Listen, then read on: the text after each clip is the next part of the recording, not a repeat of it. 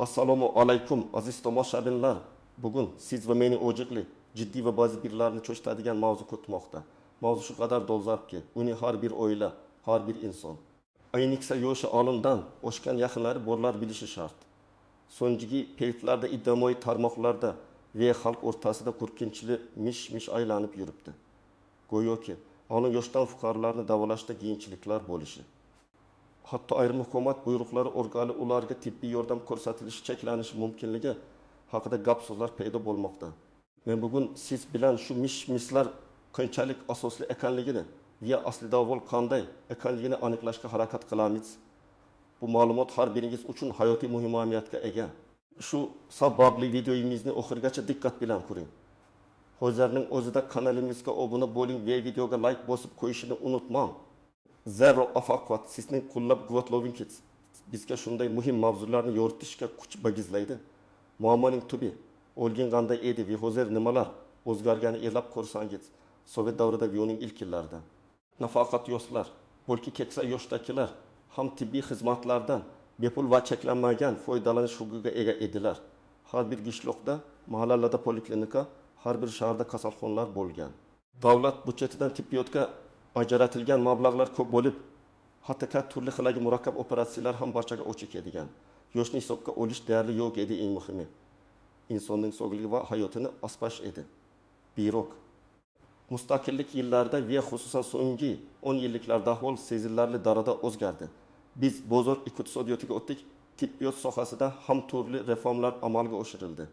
Davlat tibbiyotining imkoniyatlari cheklangani sayin xususiy tibbiyot markazlari ko'paydi. Bu bir tomondan raqobat va sifatni oshirgan bo'lsa, ikkinchi tomondan ko'plab insonlar, ayniqsa keksa yoshdagilar uchun moliyaviy to'siqlarni yaratdi. Endi bepul davolanish asosan faqat davlat kasalxonalarida va ayrim belgilangan xizmatlar doirasida mavjud. Bu yerda ham navbatlar, qayta yo'llanmalar, ba'zida esa tibbiyot xodimlarining qulayliklari yo'l qo'ymaydi. Mish-mishlarning tarqalishiga sabab bo'lgan maxfiy buyruq haqidagi gaplar aynan shu yerda paydo bo'ladi. Rasman bunday buyruq hech qachon e'lon qilinmagan va bizning konstitutsiyamizga zid. O'zbekiston Respublikasi konstitutsiyasining 7-moddasida har bir inson malakali tibbiy yordam olish huquqiga ega ekanligi aniq ko'rsatib o'tilgan. Bu huquq fuqaroning yoshidan qat'iy nazar amal qiladi. Lekin afsuski, ayrim vaziyatlarda amaliyotda bu huquqlar to'liq ta'minlanmasligi mumkin va bu biror bir rasmiy maxfiy buyruq bilan emas, balki bir nechta ommaviy sabablar bilan izohlanadi. Birinchidan, resurslarning cheklanganligi. Har qanday davlatda sog'liqni saqlashga ajratilgan budjet cheklangan bo'ladi. Ko'pincha murakkab va qimmatbaho operatsiyalarga, dorilarga yo pul yetishmaydi yoki ularga chiqish imkoniyati cheklanadi. Tibbiyot xodimlari o'ngli yoki o'ngsiz ravishda resurslarni samaraliroq taqsimlashga harakat qiladilar. Ba'zida bu afsuski yoshroq, mehnatga layoqatli va uzoqroq umr ko'rish potensialiga ega bemorlarga ustuvorlik berishga olib kelishi mumkin. Bu rasman buyruq emas, balki amaldagi qiyin vaziyatdan kelib chiqadigan ixozik bir yondashuv bo'lishi mumkin. Ikkinchidan, tibbiyot xodimlarining malakasi va soni. Ba'zi hududlarda yetarli malakali mutaxassislar, ayniqsa geriatrlar, kardiologlar, onkologlar yetishmasligi keksa yoshdagi bemorlarga sifatli xizmat ko'rsatishda qiyinchiliklar tug'diradi. Eskirgan uskunalar, zamonaviy diagnostika apparaturasining yo'qligi ham davolash sifatiga salbiy ta'sir ko'rsatadi. Uchinchidan, birokratik to'siqlar va ma'lumot yetishmovchiligi. Ko'plab keksa yoshdagi insonlar o'z huquqlarini, qayerga murojaat qilish kerakligini yaxshi bilmaydilar. Tibbiyot tizimidagi murakkab jarayonlar, navbatlar, hujjatbozliklar ularni to'ynoq qiladi va ko'pincha ular o'zlariga tegishli bo'lgan yordamni ololmay qoladilar. Bu bizning asosiy muammoning tuzi bo'lgan shu muammoga atrofli yechim izlaymiz. Birinchi asosiy g'ism. Nimalarni bilish kerak, kim xavotir olmogi lozim va kim xavotir olmasligi mumkin avvalo. Shuni ta'kidlamoqchimanki, yoshingiz 60dan oshgan bo'lsa ham, siz O'zbekiston Respublikasining fuqarosi sifatida tibbiy yordam olishga to'liq huquqlisiz.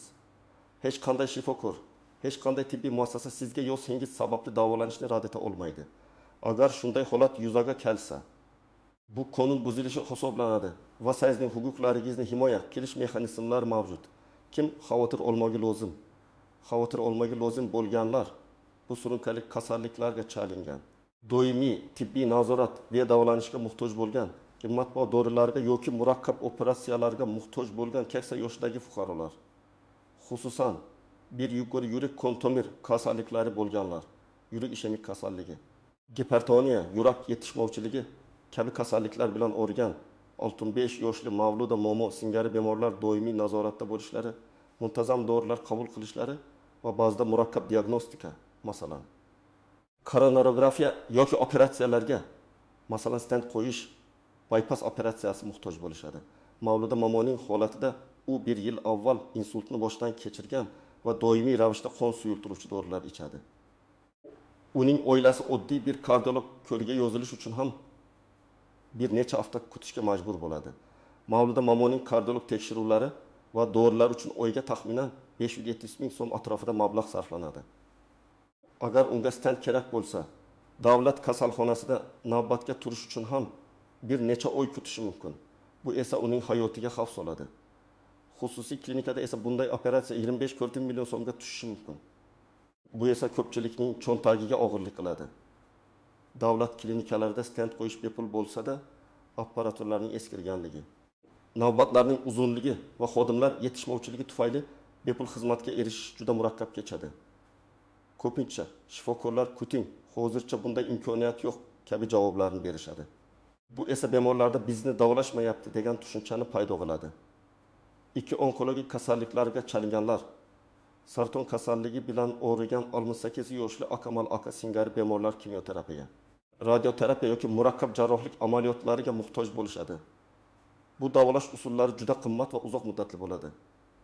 Akmal akaning misolida unga o'pka saratoni tashxisi qo'yilgan. Unga zudlik bilan kimyoterapiya kurslari tayinlangan, ammo davlat onkologiya markazida navbatlar juda uzun. Bir kurs kimyoterapiya uchun zarur bo'ladigan dorilarning narxi 10-15 million so'mga yetishi mumkin. Va bu dorilarni davlat hisobidan olish imkoniyati juda cheklangan. Akmal aka va uning oilasi dorilarni o'z hisoblaridan sotib olishga majbur bo'ladi.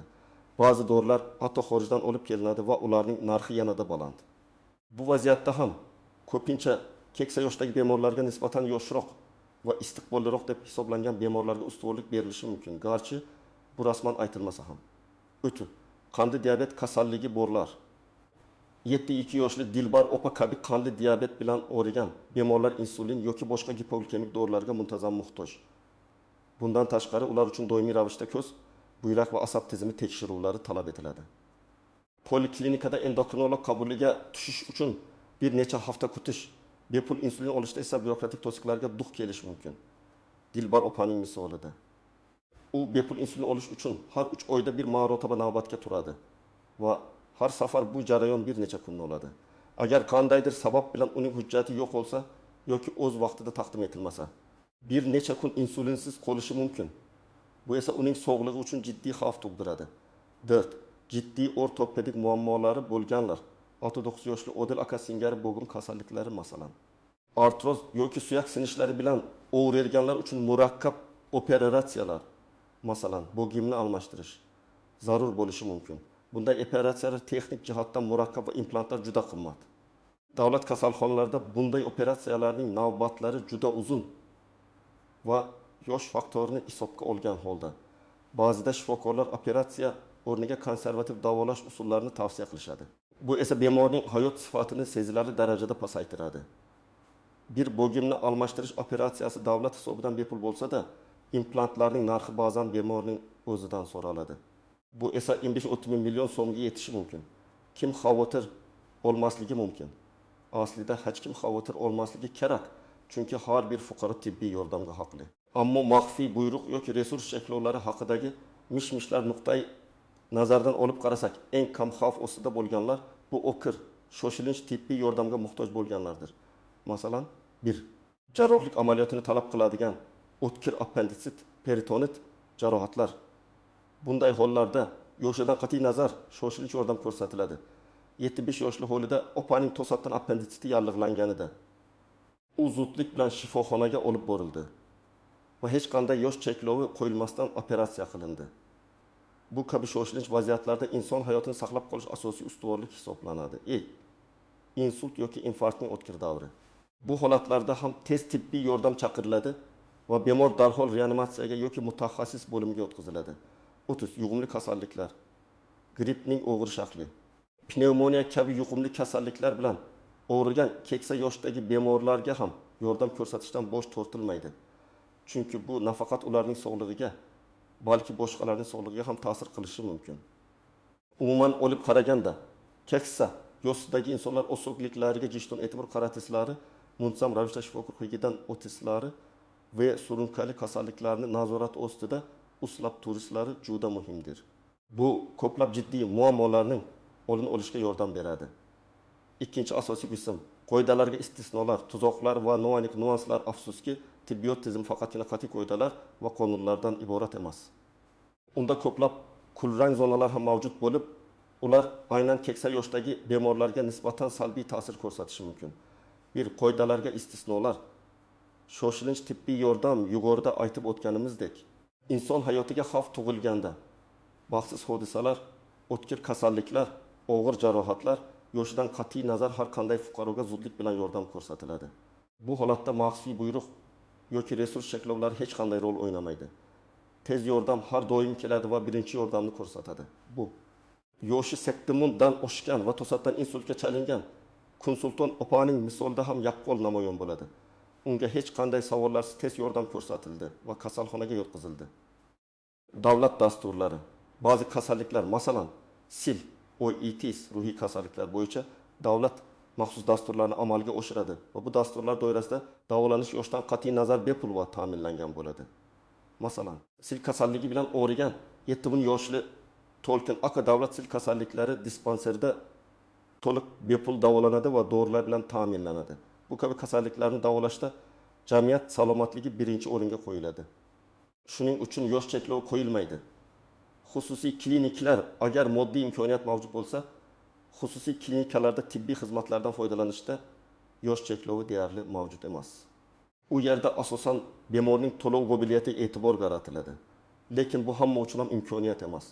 Tuzoqlar va ya noaniq nuanslar, optimallashtirish yoki resurslarni taqsimlash. Ko'pincha tibbiyot muassasalarida optimallashtirish yoki resurslarni samarali taqsimlash tushunchalari ostida aslida cheklangan mablag'lar va texnik imkoniyatlar sababli yoshroq va istiqbolliroq bemorlarga ustuvorlik berilishi mumkin.